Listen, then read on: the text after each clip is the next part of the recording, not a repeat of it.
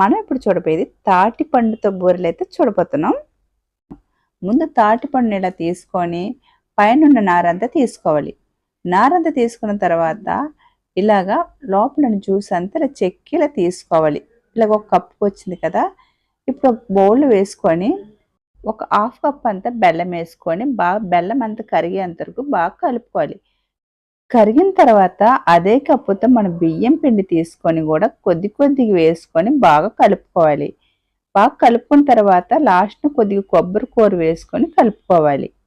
ఇలా కలుపుకున్న తర్వాత స్టవ్ మీద కళాయి పెట్టేసుకొని ఆయిల్ వేసుకోవాలి. ఆయిల్ బాగా కొద్దిగా హీట్ ఎక్కిన తర్వాత మనము కొద్ది కొద్దిగా తీసుకొని మన బూరెల్లాగా వేసుకోవాలి.